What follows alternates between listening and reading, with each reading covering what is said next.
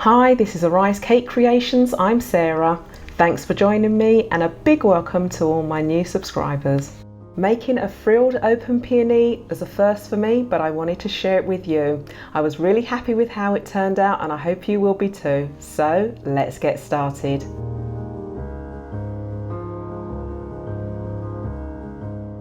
As always, I will leave a detailed list of all the equipment that I use in this tutorial. If you want to make this gorgeous peony but don't have access to the cutters, I've also included a free template which includes the frilled and non-frilled petals, and as a bonus I've also included the leaves and the calyx as well. For the information for the free template you can click the link in the description box below. So to get started with making the peony, we're going to start by making the centre. So you will need 24 gauge wire.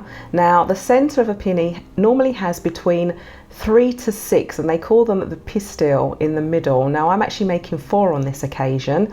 So you're going to begin by bending the 24 gauge wire just at the top with a small hook. Have some gum paste coloured up light green. Now I've actually got my small scales here and I'm actually going to weigh the gum paste out, and I think it weighed out to around about 0.30 grams. If you haven't got a small set of scales like this, then you can also just do a pea, it's like a pea size amount, which is about 0.7 to 0.8 millimeters in size. Roll the gum paste into a ball and then into a teardrop shape. Brush the hook end with some edible glue. Now if you need an edible glue recipe, that's also in the description box below, also on my blog at arisecakecreations.com. Secure the gum paste to the wire by gently twirling the base in between your fingers. Using your fingers, pinch a slight ridge down one side and also bend the tip slightly towards the ridge.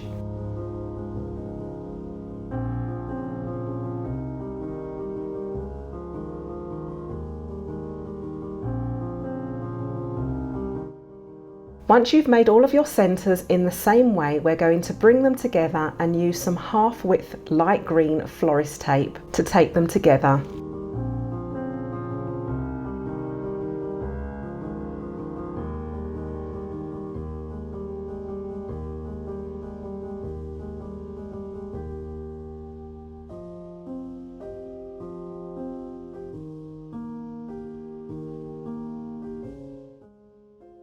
Still continuing with the centre, we're going to use some small-headed stamen. Now I've got some that's pre-made up already, and these are double-ended stamen, and I've actually taped around the centre and I'm going to cut them in half, and I think I've got about 10 here, but I may only use about 8 of them.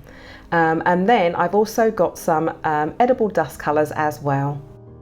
So to colour up the stamen I'm using edible dust, and this is Sugar Flares colour in Primrose and also Egg Yellow, and I'm mixing them together just to get the right shade of yellow to brush onto the stamen. So evenly brush all of the stamen, or dust all of the stamen with this colour, and then knock off any excess dust as well before you actually tape them to your centre.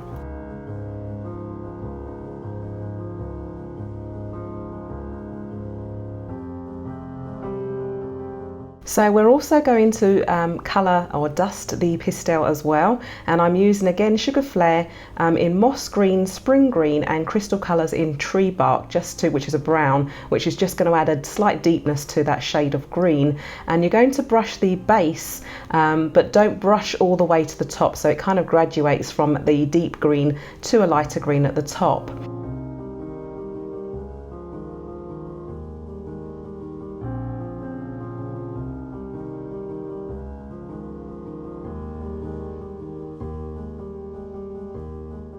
I then also have some crystal colours, which is Cherry for Katie, and also the Tree Bark colour again in crystal colours, and I'm mixing those together to make almost like a burgundy colour, and that colour will get brushed just literally onto the tips of the part that we bent over, so just very, very slightly on the tips.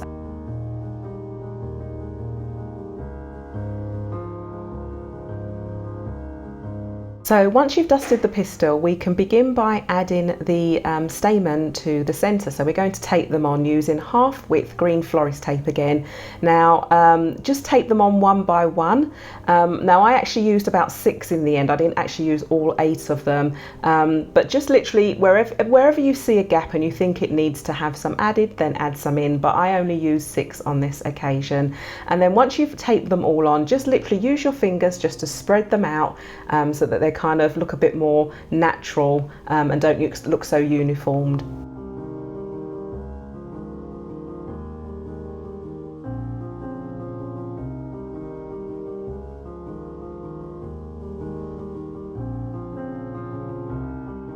So once your centre is created, you can put that to one side and we can begin cutting the petals. Now I've listed here the number of petals that I cut out. Now again, you can choose to do more or less. Coloured up my gum paste in a very, very pale light pink using Sugar Flare's skin tone colour. You will also need some 28 gauge wire to insert into the petals. So we'll begin by using the small cutter first, and just as always use a little small bit of vegetable shortening just to condition the paste. So I'm using my groove board to cut out the petals, and I'm just rolling the gum paste into a sausage shape so that I can place it over a couple of the groove lines, and then roll out the fondant to as thin as possible so that the petal will look as natural as possible. These petals are fairly thin, and then once you've done that, you want to use the small cutter and place it over the groove. Now the groove needs to be either just around half or just under halfway of the petal. I also forgot to mention that I do have a small amount of acetate just to the side of me, so that if I'm cutting a larger number of petals, I can actually just place the petals underneath the acetate so that they won't dry out. Take the 28 gauge wire and brush some edible glue onto one end. Now with the petal in between your index finger and thumb, just gently ease the wire through the groove and then gently secure it at the base. Take your veiner and place the petal into the dip side of the veiner and vein your petal. Now be very careful when you're actually taking the petal out of the veiner that you don't stretch your petal.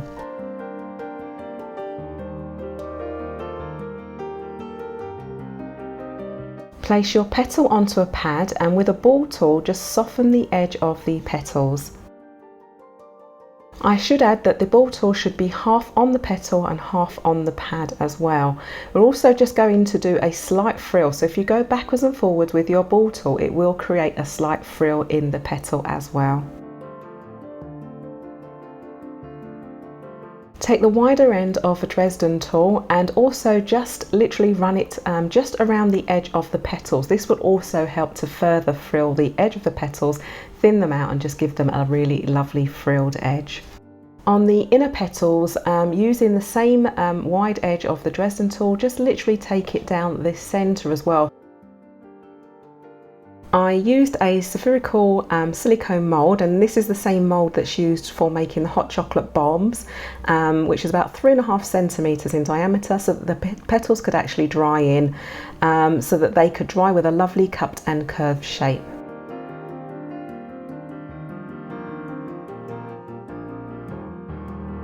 Make all of the small petals in exactly the same way.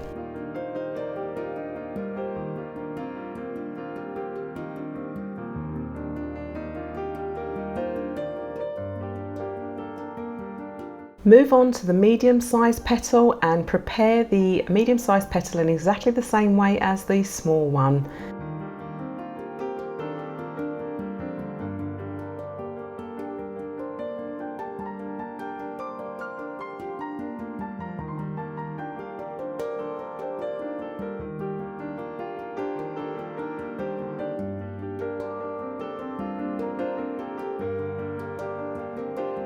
Now to dry the medium-sized petals, we're using a slightly bigger silicone mould. Again, this is used for the hot chocolate bombs, and this one's about 6.5 centimetres in diameter. So place your petal down into the mould. Make sure that you bend the wire just ever so slightly so that it can actually sit in the mould well. Now I managed to get 2 petals into each mould, so I got all of my 12 petals in there. Do the same process again for the large petals as you did for the small and the medium-sized petals. Now this time, because I didn't have another silicone mould, I just actually moulded some foil around the same size mould that I used for the medium sized petals out of foil, and then just literally again bended the wire slightly to place it down into the mould, and I managed again to get 2 petals into each mould cavity. Set your petals aside to dry. Now this will obviously depend on where you are and also the type of gum paste that you've used in terms of how quick it will actually dry. Now I actually waited overnight for my petals to dry before I moved on to dusting them, but make sure that they're fully dry before getting to the dusting stage. To dust the petals, I use Sugar Flares Blush Pink and also Crystal Colours Tree Bark and also Cherry Red for KT as well. To soften the colour that I mixed, I also used some cornflower as well, and the brush that I used was a really lovely soft and fluffy brush, and you want to make sure that you do the same so it prevents you from breaking your petals.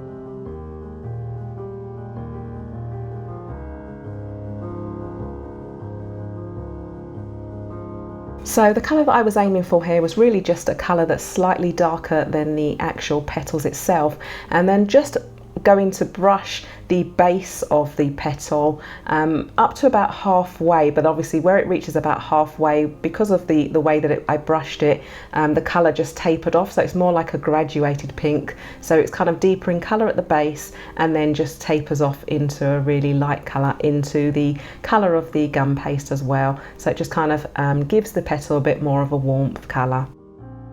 Dust all of the petals in exactly the same way.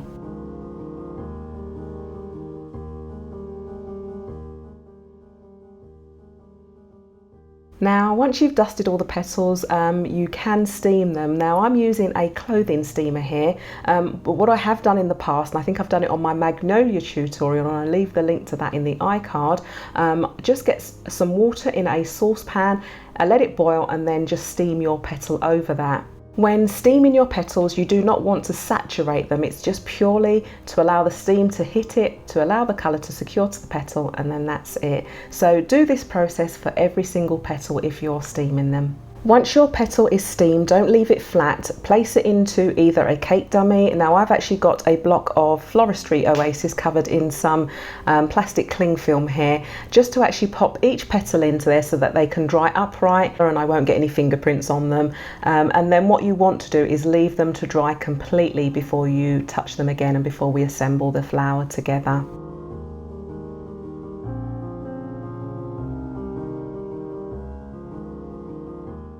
To begin assembling the peony together, bring all of your small petals together, bend the wire at a 90-degree angle. Do that for all of the petals. Now if you're using 12, as I am using here, you will need to actually pair them together. So it almost looks like when you pair them together and then using half width light green florist tape, tape them together, it almost looks like angel wings, so that in total you will have a pair of 6.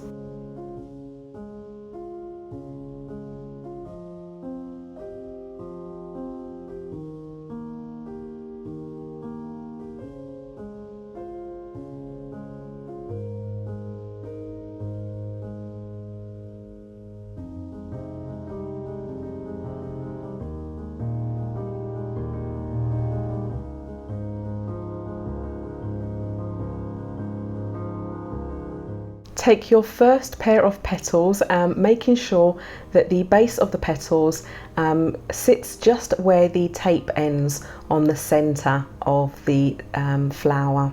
Again, use half width light green florist tape and begin taping on your petals. Now do this for exactly the same way as all the other petals to be taped on. Now your petals will move around, and this is okay because the petals are obviously being wired. You can actually move them into position afterwards once they're all taped on. I should also add that you need to actually tape the first set of petals on just in an overlap, so they actually all overlap each other. and they really leave a lovely pretty shape in the centre.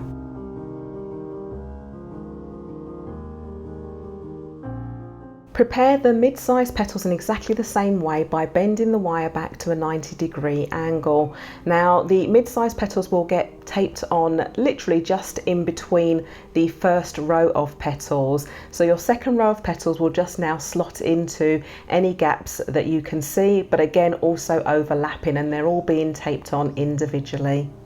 Again, for the large size petals, the wires will get bent back to 90 degrees and taped on. Again, just filling any gaps that you can see around the edge, but also overlapping as well. Now at this stage, the flower will actually start to get quite heavy if you're actually using the same number of petals as I am. So if you need to tape the flower upside down, if you need to hold the flower upside down and tape it on, then feel free to do that, because sometimes it makes it easier as you're winding the tape around. So as I've just mentioned, this is actually quite a heavy flower, so the stem needs to be quite secure. So we're going to use 2 pieces of 18 gauge wire, and now 18 gauge wire is actually quite thick, and I'm just actually inserting it into all the other wires that are there.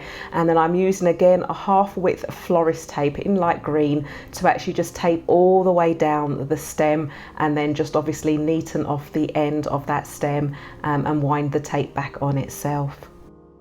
This is the Frilled Open Peony all completed. Now I actually went ahead and made the peony leaves and also the buds as well, and I just made one that was slightly open bud and one that was really not open at all.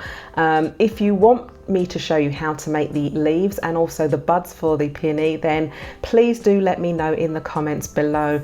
I really love the way that this flower turned out, and really glad that I had a go at making this Frilled Open Peony, and I hope you will have a go as well.